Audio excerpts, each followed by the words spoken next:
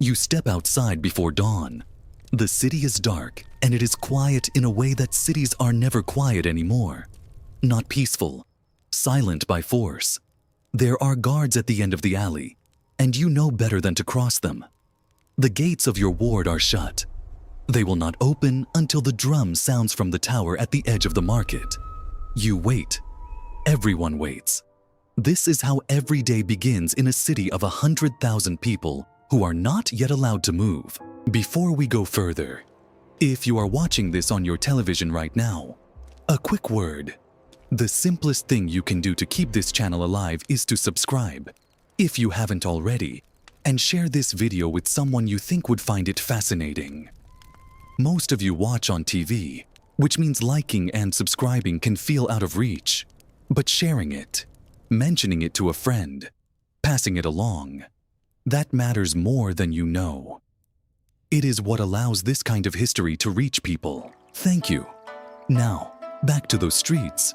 Most people imagine ancient China as a place of silence and order, of scholars in courtyard gardens and monks in mountain temples. That image is not wrong exactly, but it is not the street. The street was something else entirely.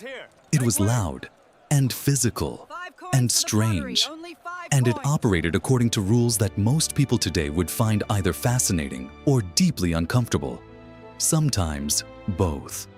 The streets of ancient China were not spaces of freedom. They were spaces of regulated movement, of enforced identity, of commerce that knew its place in a hierarchy and was reminded of that place constantly. And yet, within all of that, they were alive in a way that is difficult to fully imagine unless you let the details in. So let us start where any day in a warring state city started, with the sound that opened the world. In every major city of the warring states period, in Linzi, the great commercial capital of Qi that sat along what is now the western edge of Shandong province, in Handan, the fortified capital of Zhao in what is now southern Hebei, a city the Shiji describes as a place of silk weavers and entertainers and wealthy merchants. In Ying, the capital of Chu near what is now Jiangling in Hubei. In all of these places, the rhythm of the street was not set by a clock. It was set by percussion. Drums and bronze bells divided the day. A drum beat meant the market was opening. A drum beat meant the market was closing. A bell tone at dusk meant the ward gates were shutting. The absence of that sound at exactly the right moment was not a relief. It was a legal problem. A guard officer who failed to close a city gate on time faced punishment from the court. The system was that serious. The sound was not background noise. It was the law, made audible. What this meant for anyone walking through the city is something worth pausing on. Ancient Chinese urban space was not arranged the way we think of a city today, as a continuous open environment that you move through freely from neighborhood to neighborhood. It was cellular. The basic unit was not the street, but the ward, called a fang.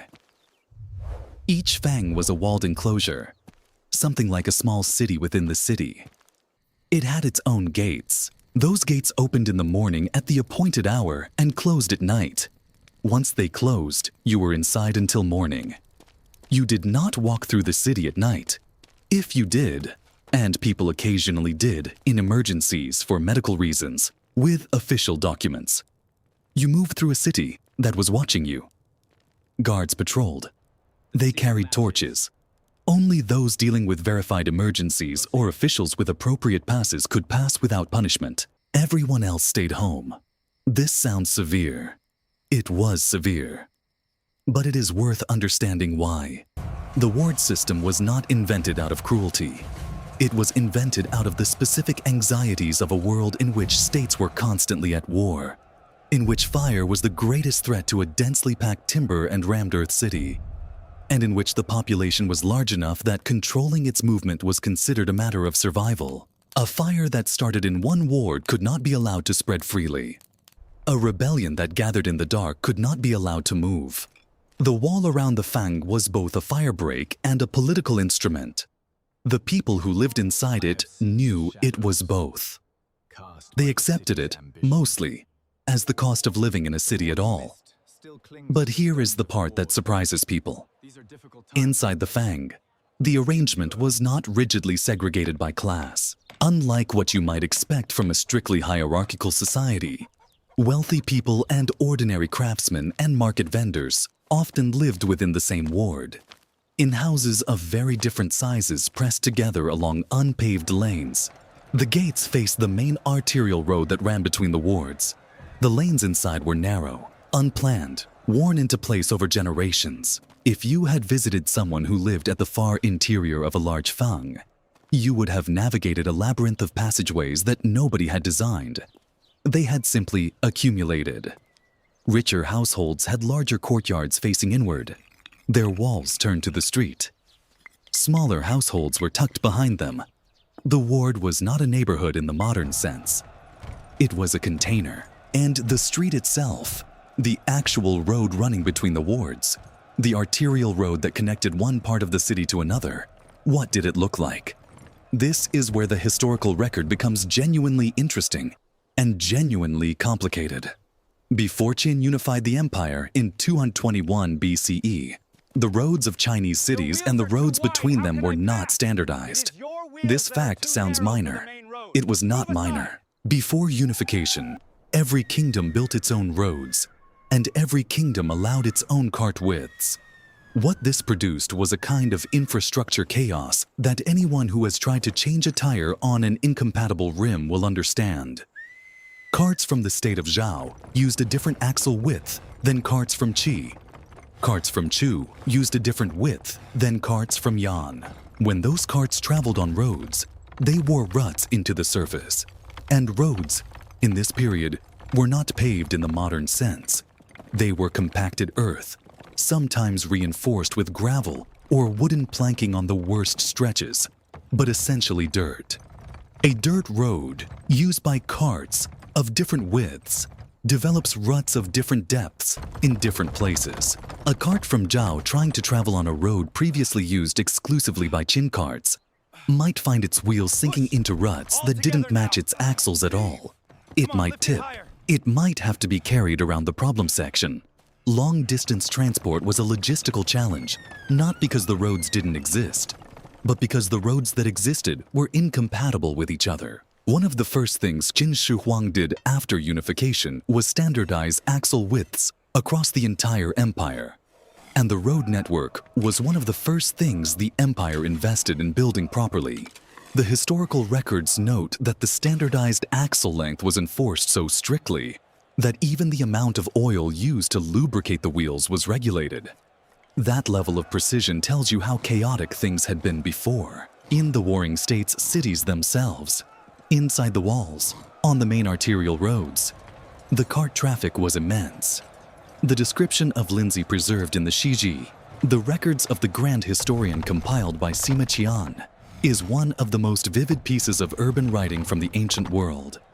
It describes the carts of Linzi scraping hub against hub in the press of traffic. It describes people walking so closely together that when they stretched their arms, their sleeves overlapped like a canopy overhead. When they moved in the heat, the sweat shaking off one person fell on the person beside them. The image Sima Qian preserves is not of a stately, serene city. It is of something close to gridlock. A place so full of activity, so packed with people and vehicles and commerce, that the streets were a physical challenge just to move through. Linzi at its height, occupying a site now within the modern boundaries of the city of Zibo in Shandong province, where archaeologists have confirmed a city enclosed by a 14-kilometer perimeter of rammed earth walls, held a population estimated by ancient sources at roughly 70,000 households. That translates, conservatively, to somewhere between 200,000 and 300,000 people living within those walls. For the 4th and 3rd centuries BCE, that was an extraordinary urban concentration. And all of those people had to move through streets that were unpaved, unlit after dark, and shared between pedestrians, draft animals, 2-wheeled carts, 4-wheeled carriages, and the occasional official procession that had right-of-way over everything else. What did those streets smell like? This is the question that most textbooks do not ask. And it is the question that probably most accurately answers what it felt like to actually be there. The answer, based on what historical and archaeological sources tell us, is that they smelled like everything. Animals, cooking fires, charcoal and wood smoke, the particular smell of millet porridge simmering in clay pots, of meat roasting on skewers at the edge of a vendor stall, fermented soy preparations that were central to the diet of the period, leather being worked by a cobbler, bronze being hammered by a metalsmith, horses and oxen and their inevitable contributions to the street surface, unwashed cloth, the stalls of herb sellers with their dried medicinal plants hanging in bundles, giving off a sharp vegetal smell that mixed with everything else. Garbage was a real and serious problem. The Han Feizi, a text of legal and philosophical thought attributed to Han Fei, who died around 233 BCE and was one of the principal architects of legalist thought, records that during the Shang dynasty, the penalty for dumping waste in the street was the cutting of hands. This is cited as evidence that even in extremely early China, waste management was taken seriously enough to be legally regulated. During the Warring States period, Xianyang's reforms in Qin adopted strict regulations on public waste disposal. The laws existed because the problem was real. In a densely populated city without a sewage system of the kind Roman cities would develop, waste accumulated. The main arterial roads of a city like Handan were not clean spaces. They were working spaces, functional, crowded, and covered with the residue of everything that happened in them. And yet the streets were also genuinely beautiful in ways that are easy to miss. The city of Handan, the capital of the state of Zhao, occupying what is now southern Hebei province, with a recorded urban history stretching back more than 3,000 years, was known for more than its walls and its merchants. Handan produced silk weavers who were considered among the finest in the Chinese world. The fabric that came out of Zhao's workshops was traded across multiple kingdoms, and in the markets of Handan, you would have seen that silk on the bodies of the people walking past. But not on just anyone. Here is where the street became a text that every person on it was required to read. Ancient Chinese cities were organized around a social hierarchy that expressed itself visibly, constantly, in the street. The four categories of people in the social order, scholar officials, farmers, artisans, and merchants, did not exist only as an abstract ranking. They were supposed to be legible from a distance. Sumptuary regulations, laws governing what different social classes were permitted to wear, ride in, and carry, created a visual code that every person on the street was expected to both perform and read. A scholar official moving through the city in his rank-appropriate robes communicated his position to every person he passed. A farmer in from the countryside in his hemp cloth was equally readable. A merchant, and this is the detail that startles most people, was ranked at the bottom of the official hierarchy, despite often being the wealthiest person on the street. Merchants in many periods and kingdoms were prohibited from riding in carriages and from wearing silk, even if they could easily afford both. The logic was explicit. Merchants produced nothing. They profited from what others made. Their wealth was considered morally suspect, and the clothing restrictions were a constant visible reminder of that suspicion. This created a constant, low-level friction on the street between what was legally required and what was economically possible. A successful silk merchant in Linzi, who was forbidden to wear the fabric he sold, was a person whose body was, by law, a demonstration of his own subordination. It is perhaps not surprising that by the Han Dynasty, the dynasty that followed Qin and lasted several centuries, contemporary observers were noting that the sumptuary laws were being flouted by wealthy merchants everywhere, who found ways to acquire and wear silk regardless. The law said one thing, the street said another. The carriages themselves, the vehicles of the privileged, were also a form of public communication. A high official's carriage was distinguished from an ordinary person's cart not only by its size and material, but by its ornamentation and the number of horses pulling it. Rank was expressed in the number of horses. A senior minister might be entitled to a 4-horse carriage. A lesser official, 2. An ordinary commoner pulling goods to market had a single ox or a draft horse. The visual grammar of the street was intricate enough that an observer who knew the rules could read exactly who was approaching long before the vehicle was close enough to see faces. The rule readers were everyone. The rules were the city. What happened when 2 carriages met in a narrow street and neither could pass? This was not a theoretical problem. The arterial roads of warring states' cities were wide. The main streets of a major capital could be impressive. But the lanes between wards and the alleys inside the wards were not. They were barely wide enough for a single cart. Encountering someone of higher rank meant yielding.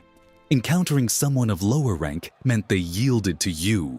The street was a continuous performance of hierarchy, and misjudging someone's rank, or failing to yield to someone who outranked you, was not just impolite. It could be a legal offense. The street demanded that you pay attention to everyone around you.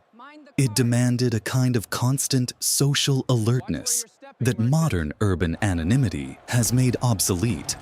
And then there was the question of what you heard.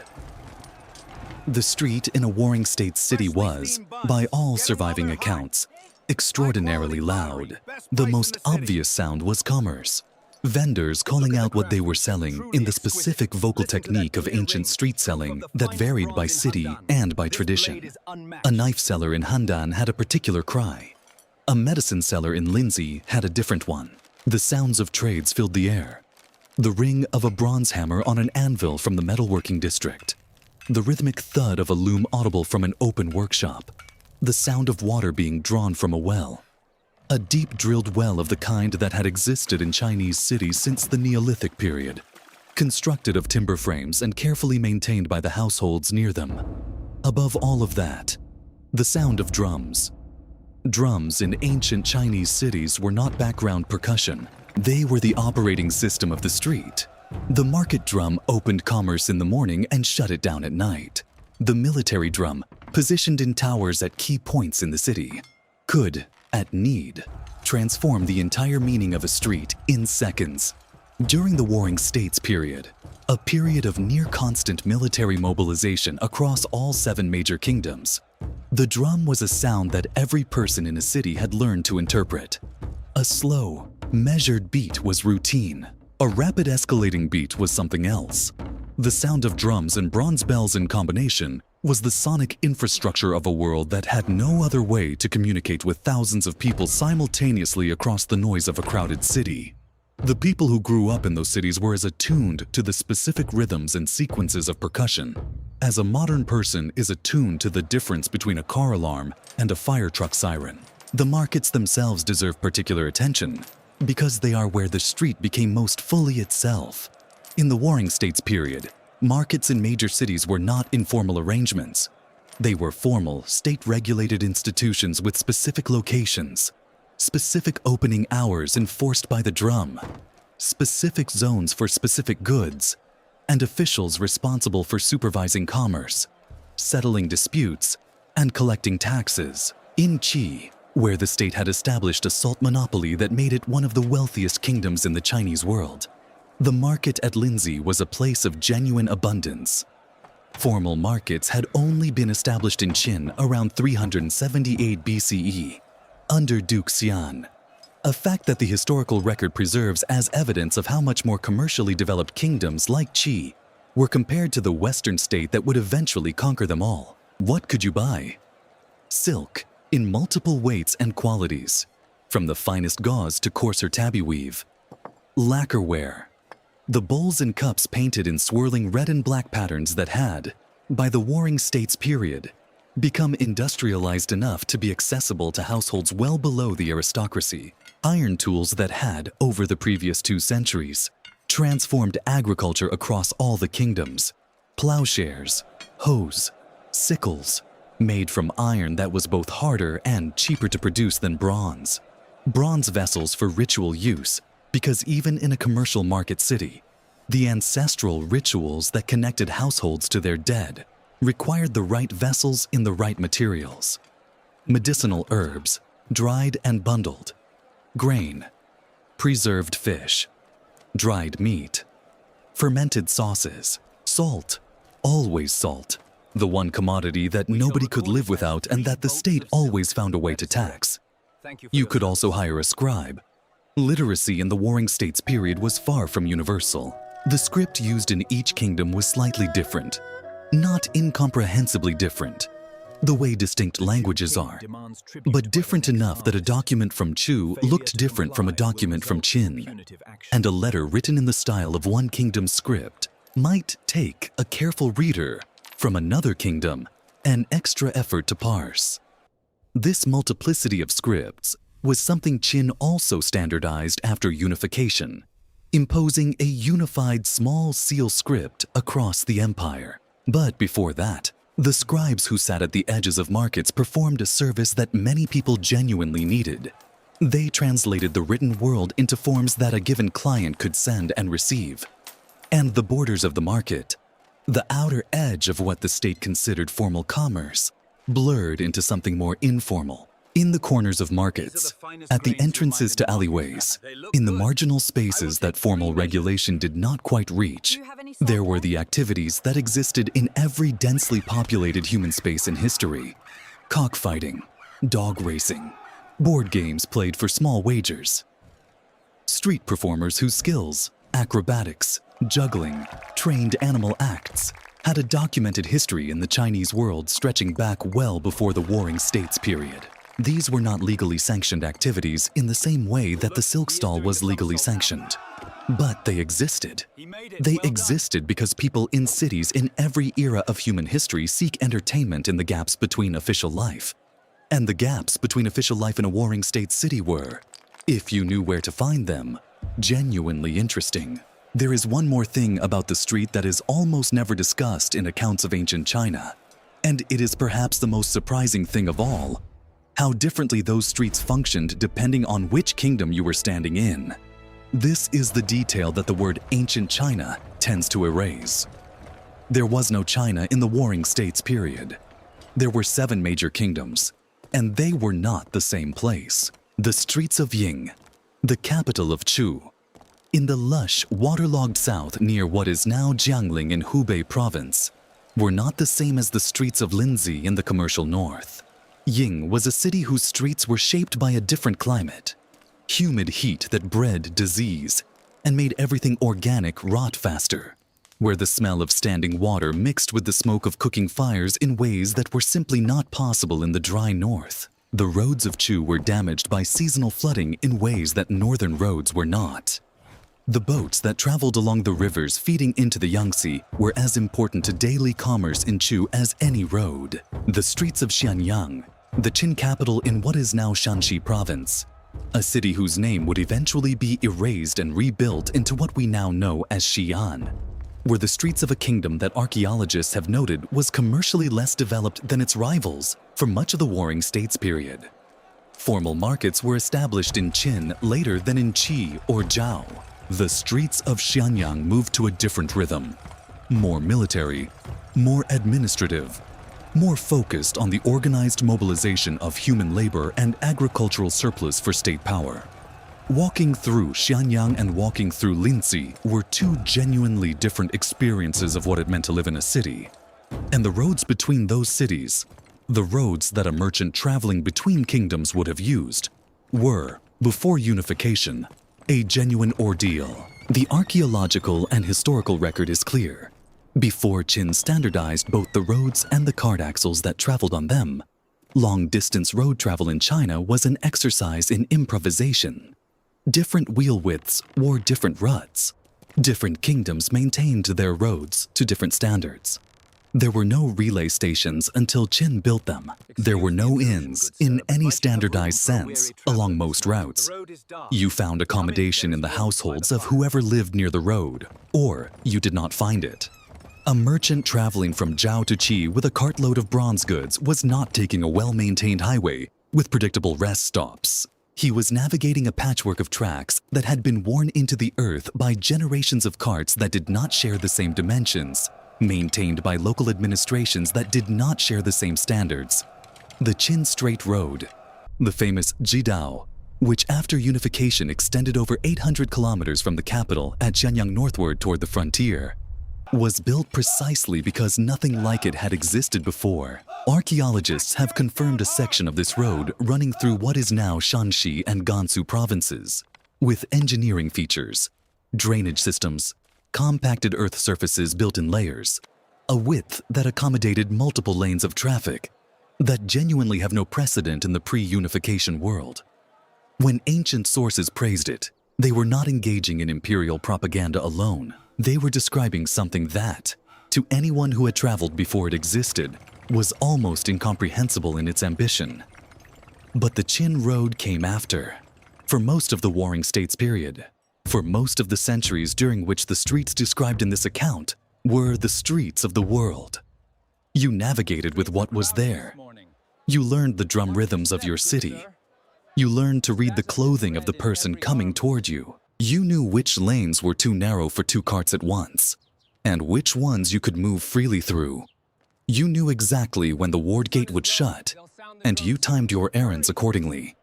You knew the scribes who worked the edges of the market, and the vendors whose cries you had heard since you were old enough to walk in the city alone. You knew the smell of the neighbor's cooking fire, and the sound of the metal worker's hammer 2 alleys over, and the particular tone of the market closing drum that meant you had perhaps a quarter hour before the day was officially over. This was life.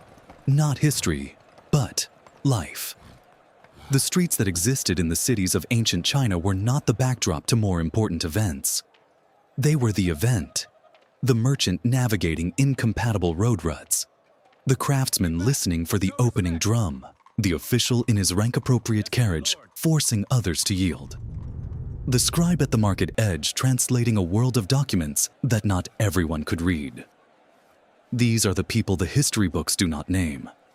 They are also the people who built everything that the history books do remember. And when Qin unified the empire in 221 BCE, when the 7 kingdoms became one, when the scripts converged and the axle widths were standardized, and the ward gates began opening and closing to the same drum in every city from the Yellow River to the Yangtze, those unnamed people were still there. They were on the same streets, but the streets had changed in ways they were only beginning to understand. The coins in their pockets were different. The script on the documents at the market edge was different. The sounds that governed their day were now governed from one place, not 7.